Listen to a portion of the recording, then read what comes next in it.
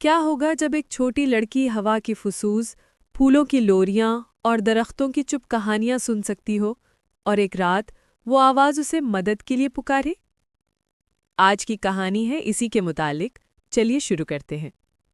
एक खामोश विलेज में एक 10 साल की लड़की रहती थी जिसका नाम आर्या था। वो दूसरों की तरह नहीं थी। जहां लोग आम आवाज़ें सुनते थे, आर्या को खुद कुदरत की फुसूस सुनाई देती थी। हवा उसे नाम से बुलाती, फूल लोरियां गाते और दरख्त उसे कहानियां सुनाते जब कोई आसपास नहीं होता। लेकिन आर्या नहीं डरती थी। उसे इन फुसूस में सुकून मिलता। उसकी दादी अक्सर कहती, आर्या, तुम में एक तोहफा है, एक ऐसी रूह जो बहुत कम लोगों में होती है। एक दिन जब आर्या अपने बाग में चल रही थी, उसे एक अजीब सी फुसूस सुनाई दी। बहुत हल्की, बहुत दुखी सी। मदद, मदद करो। आवाज जंगल के किनारे से आ रही थी। आर्या का दिल कस गया। कौन हो तुम? कोई जवाब नहीं, सिर्फ एक उदास सा सांस जो हवा में घुल गया। उस रात आर्या ने नींद नहीं की। वही फुसूस उसके ख्वाबों में गूंजती रही। अगली सुबह उसने फैसला कर लिया।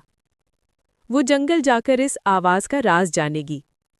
स्टारफॉल के लोग जंगल से डरते थे। कहते थे वहां साया रहते हैं, अजीब सी जादू होती है।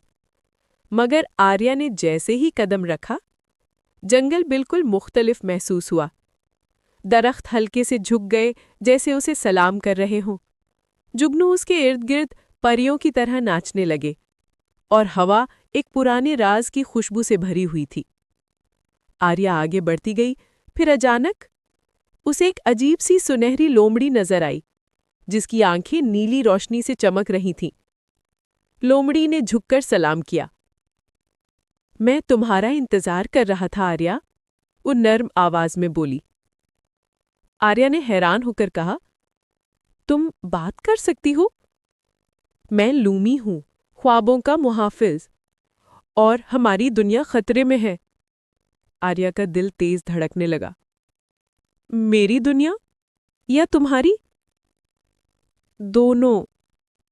लूमी ने बताया कि जंगल के अंदर एक जादुई जगह है, the forest of forgotten dreams, जहां ख्वाब छोटी चमकती रूहों की शक्ल में रहते हैं। मगर कोई, लूमी ने घबराकर कहा, ड्रीम क्रिस्टल चुरा ले गया है, जादू का दिल।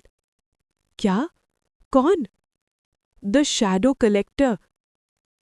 अगर ड्रीम क्रिस्टल वापस ना मिला तो बच्चे ख्वाब देखना बंद कर देंगे, कहानियां खत्म हो जाएंगी और दुनिया हमेशा के लिए खामोश हो जाएगी। सिर्फ तुम, लूमी ने कहा, हमारी उम्मीद हो। आर्या ने गहरी सांस ली। मैं तैयार हूं। लूमी आर्या को जंगल के अंदर ले गया जब तक वो एक रोशन झील तक न पहुंच गए। आसमान में हजारों छोटी रोशनियां तैर रही थीं, किसी परियों की तरह, किसी तारों की तरह। वो आर्या के इर्द गिर्द घूमने लगे, उसके हाथों, बालों और कंधों पर बैठ गए। लूमी मुस्कुराया। वो तुम्हें पसंद करते हैं। ख्वाब मेहरबान दिल वालों को पहचान लेते हैं। फिर एक बहुत पुराना उल्लू रूह नीचे उतर आया। मैं एल्ड्रॉस हूं, ड्रीम लेक का मुहाफिज। उसकी आवाज गहरी मगर मीठी थी। तुम ख्वाबों को बचाने आई हो, है ना बच्ची? आर्या ने सर हिलाया। एल्ड्रॉस ने उसे एक चमकता क्रिस्टल पेंडेंट दिया। यह है लाइट ऑफ मेमोरी।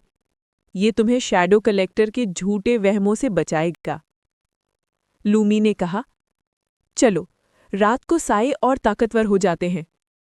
जंगल ठंडा होता गया। दरख्त पीछे हटने लगे जैसे किसी से डर रहे हों।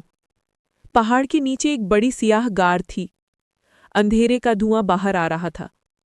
ये है, लूमी ने धीरे से कहा, the cave of stolen dreams.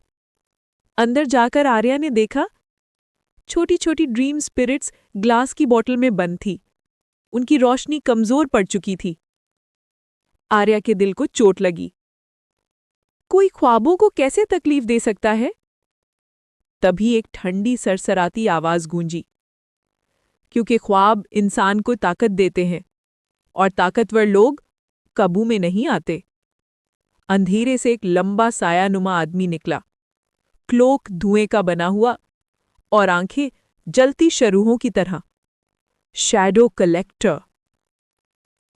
तुम्हें यहां नहीं आना चाहिए था बच्ची। आर्या आगे बढ़ी। मुझे तुमसे डर नहीं लगता। अच्छा, देखते हैं, उसने सरसराती आवाज में कहा।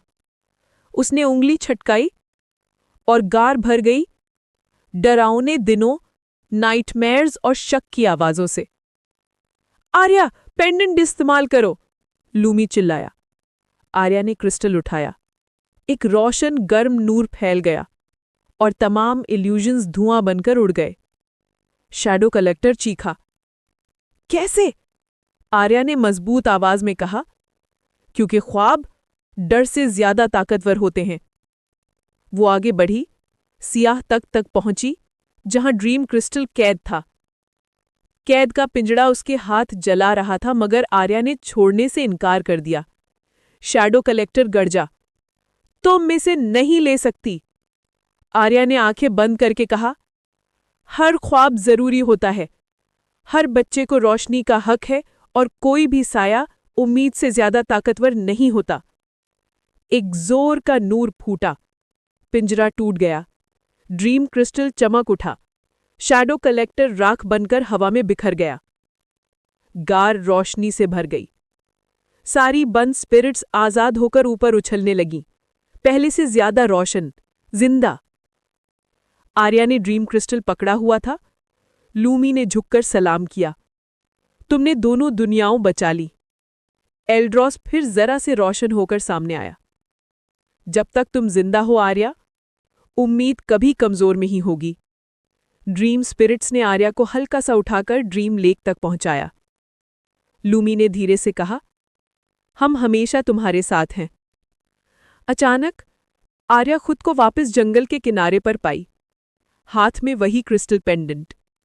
सूरज निकल रहा था। हवा ने हल्की सी फुसूस की। शुक्रिया आर्या। कहानी का इखलाकी सबक।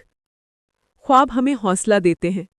अगर हम अपने ख्वाबों की हिफाजत करें तो हम अपना मुस्तकबिल बचाते हैं।